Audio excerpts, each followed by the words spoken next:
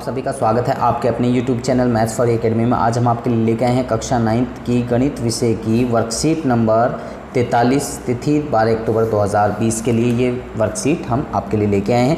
यहाँ पर लंबवृत्तीय बेलन का आयतन यानी कि वॉल्यूम ऑफ सिलेंडर, इसकी ये 13वां चैप्टर हमारा चल रहा है, 13 चैप्टर। तो अब इसके बारे में आवश्यक पूर्व ज्ञान जो ऑलरेडी इसकी वर्कशीट्स आ चुके हैं उनके बारे में हम पढ़ भी चुके हैं। तो अब यहाँ पर आवश्यक पूर्व ज्ञान क्या है, बेलन के बारे में, वृत्त का क्षेत्रफल, आयतन और प्रिज्म की समझ आपको होनी चाहिए। तो आगे यहाँ पर बच्चों आप जानते हैं कि त्रिविमीय आकृति यानी कि 3D आकृति द्वारा घेरे गए स्थान की मात्रा का माप उसका आयतन कहलाता है या धारिता कहलाती है। आयतन को इंग्लिश में वॉल्यूम कहा जाता है और धारिता को कैपेसिटी कहा जाता है। बेलन एक ऐसा प्रिज्म है जिसका आधार वृत्ताकार होता है, इसलिए बेलन का आयतन जो होगा वो होगा आधार का क्षेत्रफल यानी कि वृत्त का क्षेत्रफल और गुणा में बेलन की ऊंचाई। तो आधार यानी कि वृत्त का क्षेत्रफल होता है पाई आर स्क्वायर और बेलन की ऊंचाई जो है यहाँ से यहाँ तक जो ऊंचाई होगी वो होगी h। इनको मल्टीप्लाई करेंगे तो ये हो जाएगा पाई आर स्क्वायर h यानी कि घन मात्रक। ये घन मात्रक यानी कि सेंटीमीटर में तो सेंटीमीटर क्यूब, मीटर है तो मीटर क्यूब में लिखा जाता है। तो आइए बच्चों बेलन के आयतन की बेहतर समझ जानने के लिए यानी कि समझ बनाते हुए कुछ उदाहरण हल करते हैं। तो यहाँ पर पहला एग्जाम्पल है किस तरीके से हमें हल करना है। तो यहाँ पर उदाहरण नंबर फर्स्ट, यहाँ पर आकृति हमारे लिए दी गई है। एक अस्पताल के एक रोगी को प्रतिदिन 7 सेंटीमीटर व्यास वाले बेलनाकार कटोरे में सूप दिया जाता है। यदि कटोरे का सूप में से 4 सेंटीमीटर ऊंचाई तक का भरा जाता है तो अस्पताल में 250 रोगियों के लिए प्रतिदिन कितना सूप तैयार किया जाता होगा। तो यहाँ पर ये आकृति दी गई है कि यहाँ पर इस तरीके का कटोरा है और इसमें यहाँ से यहाँ तक की जो लंबाई है ये देखिए, यहाँ से यहाँ तक की लंबाई जो ये है ये 7 सेंटीमीटर आपको दी हुई है यानी कि व्यास। अब यहाँ पर और यहाँ से यहाँ तक की जो ऊंचाई है वो है 4 सेंटीमीटर यानी कि जो कप है या गिलास है यहाँ से यहाँ तक उसमें सूप भर के दिया जाता है। तो यहाँ कटोरे में लिखा हुआ है तो कप मानिए कटोरा मानिए उससे कोई फ़र्क नहीं पड़ता।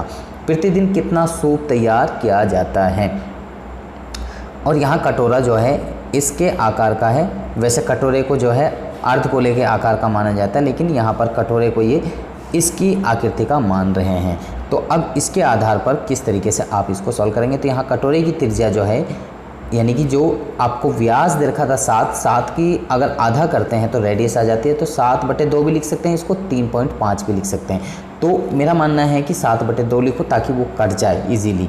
तो कटोरे में सूप की ऊंचाई 4 सेंटीमीटर है। तो क्योंकि सूप एक बेलनाकार कटोरे में है इसलिए कटोरा सूप का आयतन होगा यानी कि जो कटोरा है उसका आयतन क्या होगा यानी कि उसमें कितना सूप आ रहा है एक कटोरे में।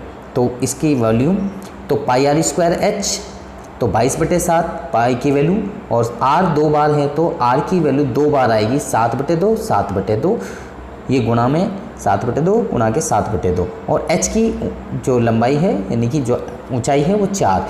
तो यहाँ से 7 से 7 कैंसिल हो जाएगा, 2 से आप 22 को 11 बार काट देंगे और इसके बाद में 2 से आप 4 को काट देंगे 2 बार और इन बाकी को मल्टीप्लाई करेंगे तो 154 सेंटीमीटर क्यूब आपका आंसर आ जाएगा। यानी कि एक कटोरे का आयतन 154 सेंटीमीटर क्यूब है। तो 250 लोगों के लिए 250 कटोरे सूप की ज़रूरत है। तो 250 को क्या करेंगे 154 से गुणा कर देंगे तो 38,500 सेंटीमीटर क्यूब यानी कि 38,500 सेंटीमीटर क्यूब आपका वॉल्यूम हो जाएगा यानी कि जो आयतन है वो आपका इतना हो जाएगा। और वैसे लिक्विड के लिए आयतन की जगह धारिता यूज की जाती है। आगे नेक्स्ट सेकंड क्वेश्चन है आपके लिए, एग्जाम्पल नंबर 2।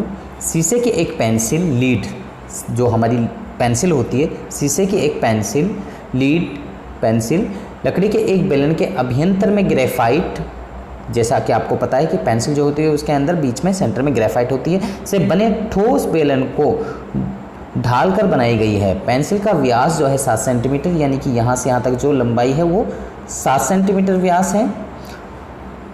इसके बाद में ग्रेफाइट का व्यास ग्रेफाइट का जो व्यास है, ये ग्रेफाइट जो है सेंटर में ये ग्रेफाइट है, इसका जो व्यास है वो 1 सेंटीमीटर है। यदि पेंसिल की लंबाई 14 सेंटीमीटर है, पेंसिल की लंबाई यहाँ से यहाँ तक 14 सेंटीमीटर है, तो लकड़ी का आयतन और ग्रेफाइट का आयतन ज्ञात कीजिए। तो हमें दोनों का आयतन यहाँ पर ज्ञात करना है। तो हल, यहाँ पेंसिल एक ऐसे बेलन के रूप में है जिसमें लकड़ी का एक बाहरी बेलन त्रिज्या r है, यानी कि बाहरी बेलन जो आकृति है जो लकड़ी की है तो उसकी जो त्रिज्या मान रहे हैं वो कैपिटल R मान रहे हैं, और ग्रेफाइट की जो आंतरिक बेलन की जो त्रिज्या मान रहे हैं वो स्मॉल r मान रहे हैं, छोटी r। तो पेंसिल की ऊंचाई 14 सेंटीमीटर है, अर्थात h 14 सेंटीमीटर हुई, कैपिटल R 7/2, क्योंकि व्यास 7 है तो त्रिज्या जो हो गई वो 7/2 यानी कि आधी हो गई। अब 3.5 भी आप लिख सकते हैं। मिलीमीटर में है तो मिलीमीटर में ही आप यहाँ पर मेंशन करेंगे, और या इसको अगर सेंटीमीटर में कन्वर्ट करेंगे तो ये हो जाएगा 0.35 सेंटीमीटर।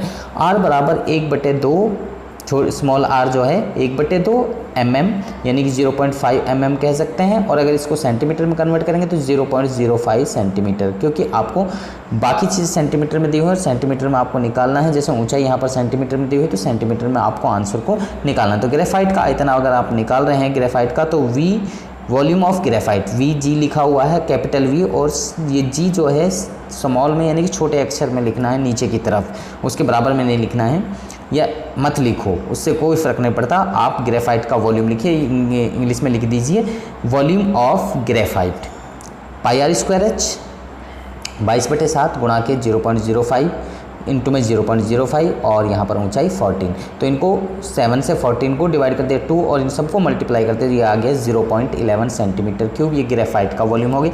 अब लकड़ी का आयतन अगर हमें निकालना है तो लकड़ी का आयतन कैसे निकालेंगे? पेंसिल का कुल आयतन यानी कि जो पूरी पेंसिल है उसका कुल आयतन कितना होगा, उसमें से ग्रेफाइट का आयतन माइनस कर देंगे, उसमें से ग्रेफाइट का आयतन माइनस कर देंगे। तो यहाँ पर टोटल में से यानी कि ग्रेफाइट का आयतन निकाल देंगे। तो टोटल πr²h, इसमें से πr² से यानी ग्रेफाइट का आयतन माइनस कर रहे हैं, तो इन दोनों में से पाई और h कॉमन आ जाती है, तो कैपिटल R इसमें बच जाएगी, कैपिटल R यहाँ पर, और स्मॉल r इसमें बचेगी, माइनस में रहेगी।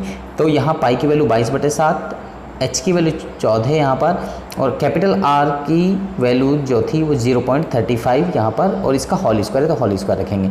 इधर भी यहाँ बीच में सेंटर में माइनस, फिर यहाँ पर ये 0.05 स्मॉल r की वैल्यू है, इसका होल स्क्वायर है तो होल स्क्वायर। इनको होल स्क्वायर को खोलने के बाद में माइनस करेंगे तो ये हमारा बच जाएगा 22 गुणा के 2, क्योंकि 7 से 14 को काट देंगे तो यहाँ पर 2 आ जाएगा, और इन 22 की 2 की गुणा करेंगे, इन सभी की गुणा करेंगे तो 5.28 सेंटीमीटर क्यूब आपका आंसर आ जाएगा, यानी कि लकड़ी का आयतन आपका इतना आ जाएगा। तो इस तरीके से आप इन सवाल को ईजिली सॉल्व कर सकते हैं। आगे आपके लिए अभ्यास के 2 सवाल यहाँ पर दिए गए हैं। पहला क्वेश्चन, अब आप प्रयास कीजिए। तो ये 2 सवाल दिए गए हैं, तो इनको हम नेक्स्ट पेज पर आपके लिए करके दिखाते हैं। तो यहाँ पर पहला क्वेश्चन है हमारा, अब प्रयास कीजिए। पहला प्रश्न, एक सॉफ्ट ड्रिंक 2 प्रकार के पैकों में उपलब्ध है। 2 प्रकार के पैकेट हैं जिनमें वो कोल्ड ड्रिंक अवेलेबल है। लंबाई 5 सेंटीमीटर, चौड़ाई 4 सेंटीमीटर और आयताकार आधार का टीन का डिब्बा जिसकी ऊंचाई 15 सेंटीमीटर है, ये घनाभ के आकार का हो गया। और इधर दूसरा क्वेश्चन है, व्यास 7 सेंटीमीटर वाले वृत्तीय आधार और 10 सेंटीमीटर ऊंचाई वाले एक प्लास्टिक का बेलनाकार डिब्बा यानी कि बेलन के आकार का, इस तो किस डिब्बे की धारिता अधिक है और कितनी अधिक है। तो ये पूरा क्वेश्चन है, तो इसमें 2 क्वेश्चन निकालने हैं, फिर इसके बाद में ये लास्ट में ये आपको बताना है कि ये कितना अधिक है, कौन सा कितना अधिक है। तो पहले हम पहला क्वेश्चन यहाँ पर सॉल्व करते हैं। फर्स्ट क्वेश्चन में यहाँ पर आप लंबाई देखेंगे 5 सेंटीमीटर, चौड़ाई 4 सेंटीमीटर, ऊंचाई हमारी 15 सेंटीमीटर। ये आकृति हमने बना के आपको यहाँ पर दिखा दी है। इसमें L हमारी ये चौड़ाई और ये ऊंचाई। घनाभ का आयतन यानी कि volume of cuboid LBH simple इस तरीके से कहें, L into B into H कहें, तो ज़्यादातर हम तो यही लिखते हैं LBH, और इसमें वैल्यू पुट कर देंगे 5 इंटू 4 इंटू 15। इनको मल्टीप्लाई किया तो 5 और 4 को मल्टीप्लाई किया 20 और 15 को बाद में मल्टीप्लाई किया तो ये 300 सेंटीमीटर क्यूब आपका आ गया। तो यहाँ पर ये आपका जो आयताकार टीन है उसका डिब्बे का आयतन 300 सेंटीमीटर क्यूब आपका आ गया। आगे यहाँ पे इसका दूसरा जो पार्ट था वो किस तरीके से सॉल्व करना था आपने, यहाँ पर दूसरा जो क्वेश्चन है, बेलन का व्यास 7 सेंटीमीटर, बेलन की त्रिज्या कितनी हो जाएगी इसकी आधी यानी कि 7/2 या 3.5 भी आप लिख सकते हैं। बेलन की ऊंचाई जो है 10 सेंटीमीटर हो गई। इस तरीके से आप इसकी आकृति भी बना सकते हैं। बेलन का आयतन वॉल्यूम ऑफ सिलेंडर πr²h, यहाँ पर पाई की वैल्यू 22/7, आर की वैल्यू 7/2, क्योंकि 7 यहाँ आर की पावर 2 है तो ये 7/2 2 बार लिखा जाएगा। और यहाँ एच कितनी है, यहाँ ये 10 है तो यहाँ पर ये हमने 10 लिख दी है। 11 गुणा के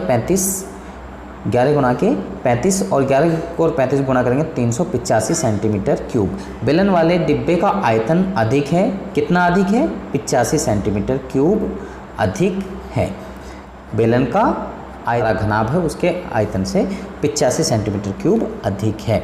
तो इस तरीके से इस सवाल को आप सॉल्व कर सकते हैं। नेक्स्ट क्वेश्चन, दूसरा सवाल है, एक लकड़ी के एक बेलनाकार पाइप का आंतरिक व्यास 24, बाहरी व्यास 28, इस पाइप की लंबाई 35 सेंटीमीटर, इस पाइप का आयतन ज्ञात कीजिए। पाइप का आयतन ज्ञात करना है। तो यहाँ पर जब हम पाइप देखते हैं तो पाइप हमारा इस तरीके से होता है, जो ये आकृति हमने आपको दिखाई गई है। तो यहाँ से यहाँ तक जो ये है हमारी, ये 28 सेंटीमीटर है। और यहाँ से यहाँ तक जो छोटा वाला अंदर वाला जो ये हमारा पाइप का जो अंदरी भाग है उसकी जो ये है व्यास वो 24 सेंटीमीटर। इसकी पूरी पाइप की जो हाइट है यहाँ से यहाँ तक ये है हमारी 35 सेंटीमीटर। तो बेलनाकार पाइप का आंतरिक व्यास 24 सेंटीमीटर यानी कि इंटीरियर डायमीटर, और इसकी रेडियस हो गई इंटीरियर यानी कि अंदर का छोटा है तो छोटी आर यानी कि डायमीटर अपॉन में 2 यानी कि 12 सेंटीमीटर हमारी हो गई। बेलनाकार पाइप का बाहरी व्यास कितना है, बाहरी व्यास आपको कितना दिया हुआ है, यहाँ पर 28 सेंटीमीटर दिया हुआ है। एक्सटीरियर डायमीटर यानी कि आर आपकी कितनी आ जाएगी, यहाँ पर कैपिटल आर यानी कि बाहर वाला मान रहे तो बाहर वाले की बड़ी आर मान ली, तो इसको 14 सेंटीमीटर आपने कह दिया। इसके बाद में पाइप का आयतन यानी कि वॉल्यूम ऑफ पाइप, बाहरी त्रिज्या द्वारा लकड़ी का आयतन यानी कि पूरे पाइप का आयतन भी आप कह सकते हैं, माइनस के आंतरिक त्रिज्या द्वारा लकड़ी का आयतन जो यानी कि जो बीच का हिस्सा होता है यानी कि जो खाली हिस्सा होता है उसका व्यास यानी कि जो उसका आयतन है उसका आयतन कितना होगा। तो यहाँ पर टोटल का आयतन πr²h यानी कि कैपिटल आर मान लिया, और जो अंदरूनी भाग है जो यानी कि जो खाली हिस्सा होता है वो उसका हिस्सा का वॉल्यूम हुआ πr²h। अगर उसमें से उसको माइनस कर देंगे तो सिर्फ हमारे पास पाइप का आयतन बचेगा। तो यहाँ पर हमने πh कॉमन ले लिए दोनों में से, तो यहाँ कैपिटल R² माइनस के स्मॉल r² बचा। तो यहाँ पर पाई की वैल्यू 22/7 और h की वैल्यू 35, और यहाँ पर कैपिटल R की वैल्यू 14 थी और इसका होल स्क्वायर किया, इधर माइनस के, फिर छोटा r कितना है यानी कि स्मॉल r वो 12 है उसका होल स्क्वायर। अब यहाँ पर 7 से 35 को काट दिया, यहाँ पर 5 आ गया, 5 और 22 को गुणा करा 110 आ गया, 14 का स्क्वायर करते हैं 196 आता है, 12 का स्क्वायर करते हैं 144 आता है। आगे यहाँ 110 और 196 में से 144 को घटाएंगे तो 52 आएगा, और 110 और 52 गुना करेंगे तो यहाँ पर हमारा आ जाएगा 5720 सेंटीमीटर क्यूब यानी कि 5720 सेंटीमीटर क्यूब। इंग्लिश में कहता हूँ 5720 सेंटीमीटर क्यूब यानी कि जो पाइप है उसका वॉल्यूम आपका आ जाएगा। तो मुझे लगता है कि ये सवाल आपको समझ में आ चुके हैं। अगर आपको समझ में आ चुके हैं तो आप हमारी वीडियो को लाइक करें, शेयर करें, कमेंट करें। इसके साथ में अगर आप अभी तक हमारे चैनल पर नए हैं तो हमारे चैनल को सब्सक्राइब कीजिए और इसके साथ में बेल आइकन को ज़रूर प्रेस करें ताकि आपको आने वाली हर वीडियो की अपडेशन आपके साथ में मिलते रहे। तो आप बच्चे हमारी वेबसाइट पर जाकर आपके जो सैम्पल पेपर आए हुए हैं 2020-21 के सैम्पल पेपर, CBSE के जो सैम्पल पेपर हैं वो हमारी वेबसाइट पर आपके लिए अवेलेबल हैं, और भी काफ़ी मटेरियल आपके पास आपके लिए वहाँ पर अवेलेबल है। तो आप हमारी वेबसाइट पर ज़रूर विजिट करें। और आप सभी बच्चों का इस वीडियो को देखने के लिए धन्यवाद। आप बच्चे हमारे साथ बन रहे हैं हमारी नेक्स्ट